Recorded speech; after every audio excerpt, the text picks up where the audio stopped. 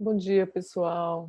Eu vou gravar agora a meditação que eu fiz na terça e agora eu organizei ela de um jeito mais legal para a gente aproveitar, tá bom?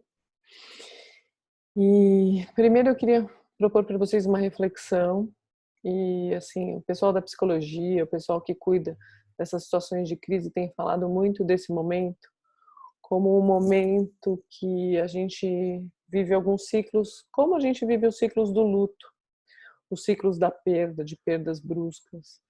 E tem uma psiquiatra suíça que ela chama Elisabeth Kubler-Ross, que ela nomeou 5 etapas para a gente viver um ciclo de luto, um ciclo de perda. E eu vou falar para vocês mais ou menos como ela nomeou e vou adequar para o nosso contexto.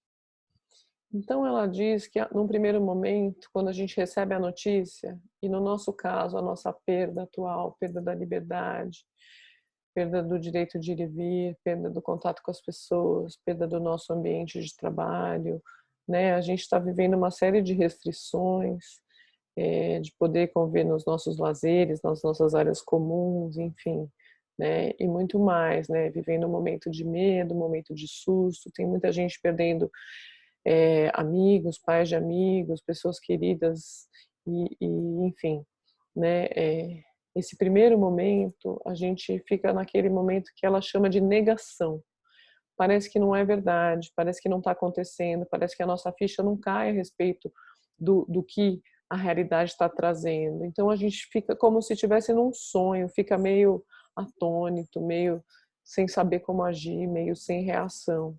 Ou muitas pessoas, e vocês devem ter observado isso, elas seguem funcionando como se nada tivesse acontecido, negando essa situação, né. Então, nesse primeiro momento, numa fase, né, considerando os ciclos, a gente tem o quê? A gente tem um movimento de uma resistência, como se o meu psiquismo, ele ainda não está pronto para lidar, então eu nego. E à medida que eu nego, não quer dizer que isso é certo ou errado, que isso é bonito ou feio, é o meu primeiro movimento para poder encarar aquela situação. Num segundo momento, a gente pode se deparar, ela propõe a raiva, né? E a raiva é aquela sensação assim, eu não acredito que isso está acontecendo, eu não acredito que eu não posso sair, eu não acredito que uma situação dessa está acontecendo, a gente fica procurando culpado, a gente fica sentindo raiva de tudo quanto é possível, até em casa, né? Coitada dos maridos, dos filhos e dos parentes, cachorros, enfim, né? É um momento bastante delicado.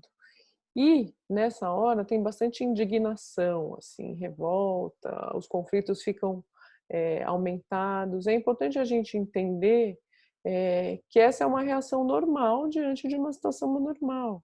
É o que a gente fala no gerenciamento de crise. Toda reação que você tiver esquisita, estranha, anormal, ela faz parte desse momento, tá? Tem gente que também, nesse momento, já sente a tristeza, já sente o impacto da tristeza, já fica tomado pelo medo e pela ansiedade. No ciclo da Elizabeth, ela fala que a gente entra numa fase, depois da raiva, a gente entra numa fase de negociação. Então a gente fala, depois que isso tudo passar, eu vou ser melhor. Não, deve ter um motivo para eu estar fazendo por isso. A gente até negocia com o criador, a gente fica tentando achar soluções, achar vantagens. A gente oscila entre momentos que eu acho vantagens, com momentos que eu fico tentando negociar saídas e soluções, e eu fico neste movimento. E vocês percebem que nesse movimento da negociação é onde as pessoas fazem as piadas, fazem as brincadeiras também, ficam tentando achar jeitos de lidar, né, com humor e tudo mais. Então, assim, de novo, não tem certo nem errado. Tem o que é possível para cada um e o que faz parte desse ciclo. Num outro momento, vem a questão da uma sensação de depressão, uma sensação de uma tristeza que se estende, né? A gente vai chamar dessa maneira, uma tristeza que se estende, uma tristeza, uma falta de esperança, um silêncio, você não tem vontade de reagir, enfim, né? E nessa hora parece que algo realmente sucumbe. Mas como nós somos seres cheios de recurso, a nossa alma é uma fênix que renasce das cinzas.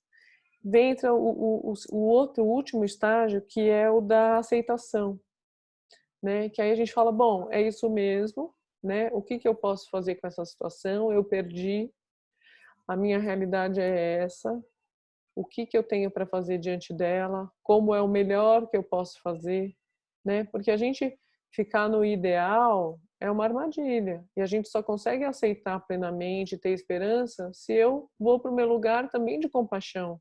O que é o melhor que eu posso fazer? Qual a melhor maneira que eu posso fazer, né?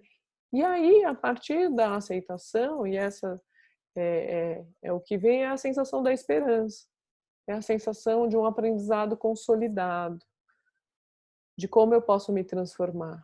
E, gente, quando a gente passa por uma situação difícil, o melhor pensamento de resiliência para você poder seguir, superar, é assim, o que eu aprendi? Como eu me transformei com tudo isso? Então, assim, é super importante que você possa realmente fazer essa pergunta para você sempre que você puder. Lembrando que esses ciclos não quer dizer que na primeira semana eu estava em negação, na segunda eu entrei em raiva, em tristeza, na terceira eu estava em depressão. Até teve uma moça que deu um relato, que mora na Itália, que ela foi descrevendo os ciclos e ela falou muito parecido com essa descrição da Elizabeth. Mas o que eu vejo é que as pessoas, ao longo de um dia, você pode passar por todas essas sensações. Você acorda de manhã, você está em negação, de repente você vê que faltou aquela coisa do supermercado, você está na raiva, né? E aí, de repente, você fica triste, enfim.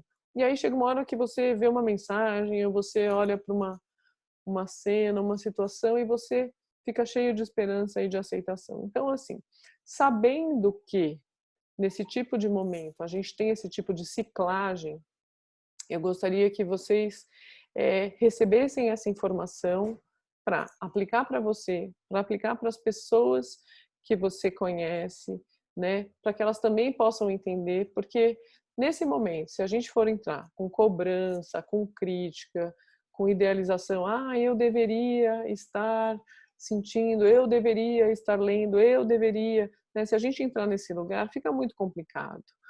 Nós estamos gerenciando esse ciclo aí de perda o tempo inteiro e a cada dia de uma maneira diferente. Então, de verdade, assim, use essa informação. Eu vou só gravar a informação para não ficar muito pesado, mas depois que você vê esse vídeo, procura ficar quietinho e procura fazer uma lembrança assim de como você passou os primeiros momentos, a primeira semana, como foi tua segunda semana. Nós estamos na terceira semana. Como é que você está agora? Como estão os seus familiares? Como estão as pessoas que você acaba conversando? Como está a turma do escritório? Como é que está? E se você puder contar isso para eles, porque eu acho que, gente, eu como psicóloga, eu acredito que a informação, ela também é fundamental. E a gente saber que, assim, é normal eu sentir tudo isso, eu já acho que tira 50% do peso e do desconforto das pessoas, tá bom? Então é isso. Então a proposta agora, põe uma música gostosa para você, fica quietinho, respira fundo e vai observando como é que estão os seus ciclos. E vai só observando, sem julgamento, sem crítica, sem cobrança. Mas você pode ter metas, né? Você pode pensar, olha, eu aprendi isso, ou eu preciso aprender aquilo. Como que eu posso fazer isso? Qual a melhor maneira de eu fazer isso? Por que não? Você também pode, sem fazer de um jeito pesado e com cobrança, você pode ter metas para se desenvolver. Eu estou há 3 semanas tentando arrumar o meu banheiro e não consegui, mas eu ainda estou positiva. Talvez até o fim dessa semana eu consiga, não é? A gente tem que, no mínimo, dar um voto de confiança para a gente se manter positivo, tá bom? Beijo grande para você. Se você, vou falar frase de youtuber, se você gostou desse vídeo, né, clica aqui, divulga para os amigos, enfim. E a gente continua as meditações de terça e quinta, 9h30. Eu na próxima semana eu vou manter, mas eu estou reavaliando mesmo se eu vou conseguir fazer todos os dias, mas é isso, gente. Um beijo grande para vocês e é isso aí.